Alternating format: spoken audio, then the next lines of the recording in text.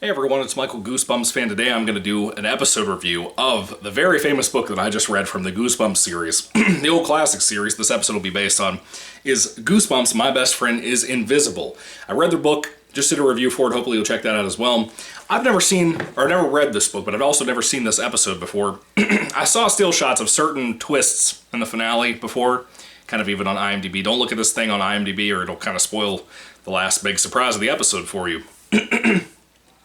Of course, this is a spoiler-free review, so I just want to let you know ahead of time. I watched it on this bootleg box set thing that I got a while back, and I'm kind of still upset about that. Anyway, this has seasons 3 and 4 in it, and this episode is, it was released on September 8th, 1997, 22 minutes long. It's only one episode by itself. It's not a two-parter or anything like The Night of the Living Dummy 3 or The Haunted Mask Part 1 and Part 2 or anything like that. It was Season 3, Episode 2. It was directed by William Fruit, of all people, which I just talked about his Night at Terror Tower two-parter that he did, which was fantastic. He did, I think Haunted Mask 2 was what he did.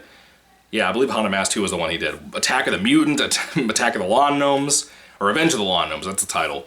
He did a lot of the biggest contributions to the Goosebumps TV show. Some of the most memorable things about this TV show that all of us love about the 90s TV show of Goosebumps are things that people like Timothy Bond, who directed, like, for example, I believe he directed the Haunted Mask Part 1, like the first two-parter of that. He directed Night of the Living Dummy 3, my personal favorite. And Timothy Bond and William Fruit, who did all these other things that we love so much, contributed so much to this amazing TV show. They really did. Their budgets are always great. They're always putting in some effort to do something good with monsters and just the way they direct, their directing style. William Fruit was a big contributor, to that show, and I really want to thank him if he happens to ever come across this review for whatever reason, for all of his work and effort. It's just a really, to me, a solid episode. I know a lot of people like Lou that I talked to earlier today told me that it sucked, because I told him I read the book, and I told him I was going to put a review for that tonight, and I didn't believe Lou, not because I don't trust Lou. Lou is usually right. And I just went into this and I was kind of surprised by how much I liked it. I really was. And actually, even the really bad ending from the book is pretty much still here. The book is not identical to the episode. It's not entirely perfectly adapted, but for a 22-minute long episode, it's mostly done pretty well for an adaptation, for the most part. Even the really bad ending I complained about in the book, which again, I won't spoil it here. I'm a spoiler-free channel. Don't talk about that stuff unless I list it as a spoiler review. No spoilers to be said, but like I said, the ending of the book, the last chapter, pretty much ruins that book's momentum. It ruins the amazing kind of pace and fun that book was having. It really does, I think. And I feel like this, even though it has basically the same exact ending, but in a really weird way, because it couldn't be identical to what the book ended. The ending of the book, and pretty much the book as a whole, when you read that, it's unfilmable, because you couldn't have that big surprise at the end. You couldn't do it. Well, they tried to fix that here. William Fruit and his team tried to fix that here, and they kind of did. I kind of like what they did to kind of make up for how they couldn't do the ending identically to how the book was. So that was kind of nice. But anyway, getting into the actual story, Sammy, our main character, is actually a big fan of ghosts and ghost stories and urban legends and stuff in the book. Here, he's kind of just afraid, I think. I don't think he's a big horror fan or ghost stories type of fan or anything like that, but his parents are still scientists who work in the basement a whole lot. They're doing experiments. They tell him to kind of stay away from the basement, pretty much like stay out of the basement. Book number 2 from the old classic series, kind of like that. Kind of like the Doctor from there. They tell him to stay out of the basement. And so he does. And he just kind of does his own thing. But he's not really a horror fan, kind of like he was in the book itself, which I don't really mind. But the actual episode itself opens up with he and his friend already going to the haunted house. I think it's Haunted Hedge House, whatever it is. They're already going to the house at the beginning of this episode. And it kind of has this really funny thing. There's a Goosebumps YouTuber, his name is Josh. I forgot his YouTube channel. I'm sorry, dude. I'm really bad about this stuff. But he always wears like a really bright green shirt. You can't miss his videos. He's a really funny guy. His team, he has a team of people too.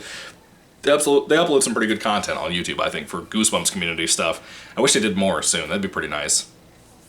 Anyway, Josh had like this joke in his videos of this like floating clown head. I didn't know what it was from. I had never seen it before. It looked like a Goosebumpsy type of thing, but I couldn't tell if it was like an Attack of the Killer... What was it? What's the... Killer Clowns. Killer Clowns from Outer Space. That's the title. I couldn't get the full title said. Killer Clowns from Outer Space. It looked like something from that, and apparently that floating clown head thing from his book review videos, episode reviews, whatever, is from this. And I thought that was a little odd to see that all of a sudden. But yes, as our main character, Sammy, and his friend, whatever her name is, are inside of the haunted house they're going to do the report on, and going around with a kind of almost like a found footage POV a couple of times, which is kind of neat, kind of odd, almost it's like maybe inspired by Blair Witch. I don't think that came out until '98. I could be wrong, but anyway, they're going around inside of the haunted house, a lot of creepy stuff is happening, and then there's a floating clown head in a closet. It's pretty spooky, actually. It's actually kind of creepy.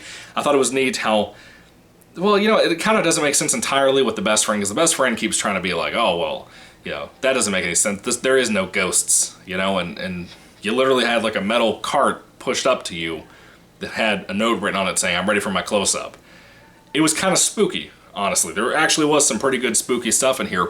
And I think that overall, if I had to really say this, the episode itself, where the book didn't have as much of a creepy atmosphere, it had the ghost stuff in there, it had the invisible boy / ghost boy, whatever you want to call him, in that.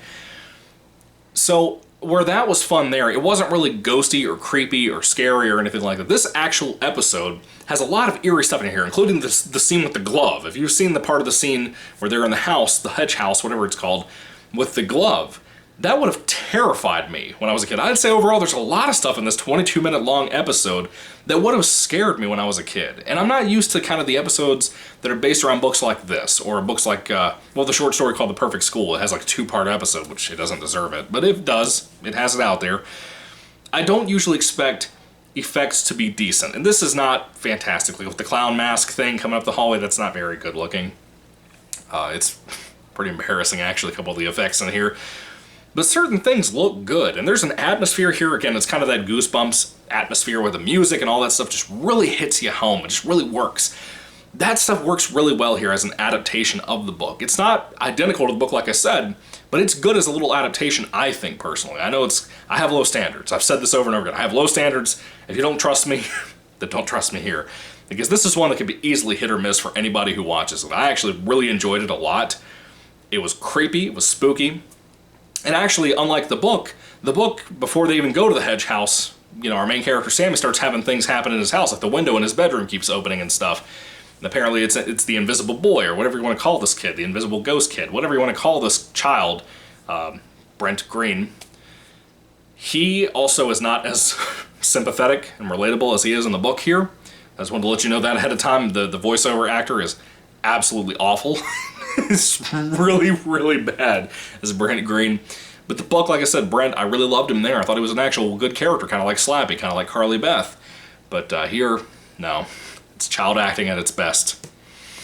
Imagine telling a child to do voiceover work. That's kind of the problem here. Kids sometimes cannot be as horrible on camera, I think. I think a lot of people are just brutal for no reason on that subject. When they have to do voiceovers and do, like, cartoon characters and stuff, that's a bad situation. That's kind of the situation here, too.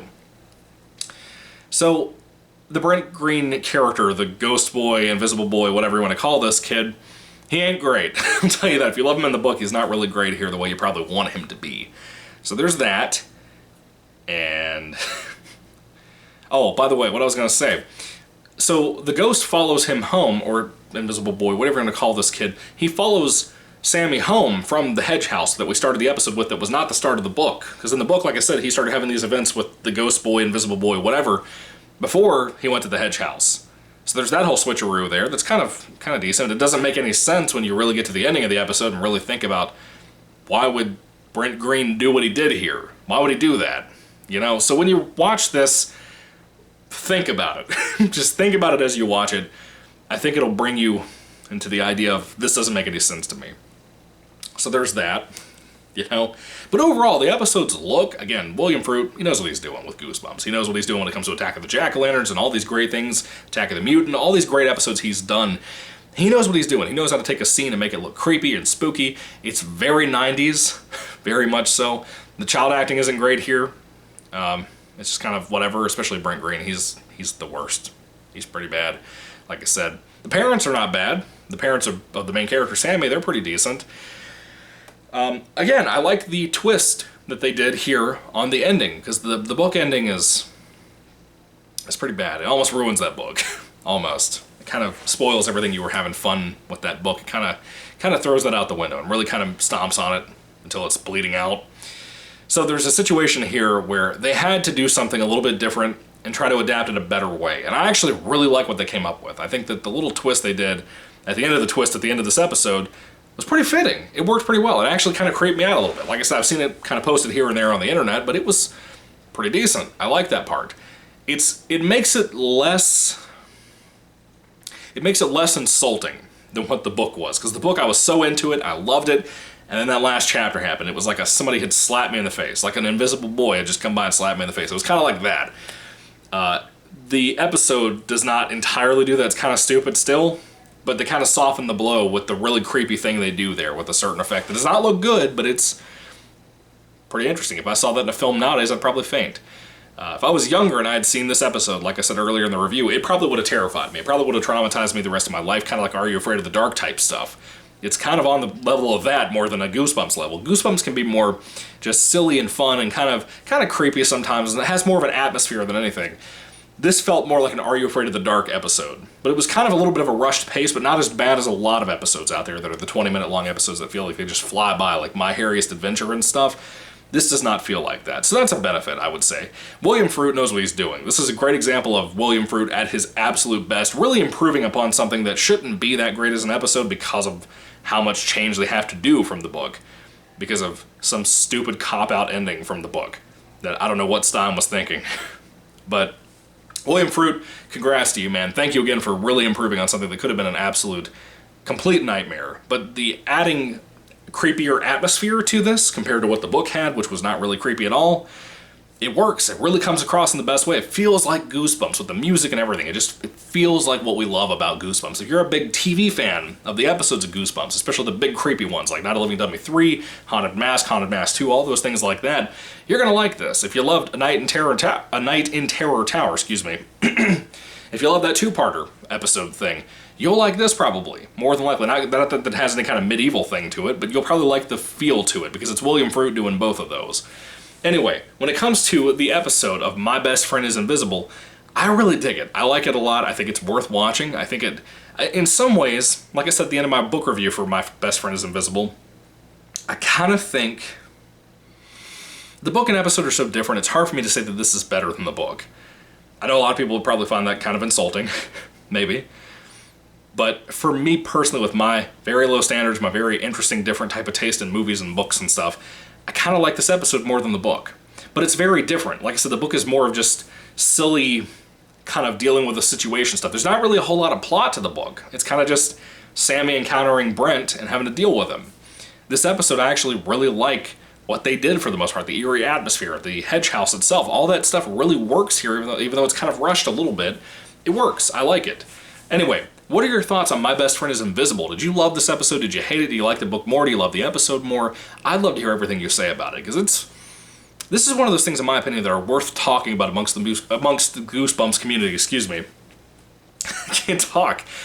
Because Haunted Mask is beloved. Haunted Mask 2 is kind of not beloved, but it's liked a lot. Night of the Living Dummy 1, 2, and 3 are pretty much beloved. You know, that kind of thing, especially 2 from that Dummy series. There's certain books out there that people already know what their opinions are going to be. A lot of people immediately hate Chicken Chicken. I haven't read that yet, Lou. Don't even think about it. Don't even comment it, man. I'm just messing with you.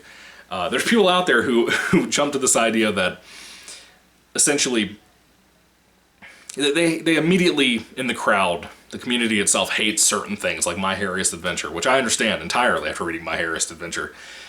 This is one of those situations where I would say give it a chance. If you like the scarier Goosebumps episodes, there's some creepy stuff in here that you might like. It might be more effective to you, but overall, it's above average, and I'd give it about the same rating I gave the book when I did the book review. I'm gonna give it a 4 out of 5 stars. I liked it a lot. I think it's not perfect. The ending still kind of sucks. It's completely out of the blue, but the actual twist to that ending they did compared to the book, I like it. It actually works pretty well here. It's kind of spooky. Something you'll never forget the rest of your life, as rough as it looks. Anyway, what are your thoughts on the episode? Put your thoughts and comments down below. I love hearing, like I said, the comments from people who have not really talked about the more weird, bizarre things out there like this, like the Tales to Give You Goosebumps books, because you don't really hear people talk about that much. You hear all the big stuff like Welcome to Camp Nightmare, the reaction, the twists and stuff. Anyway, what are your thoughts for the third time?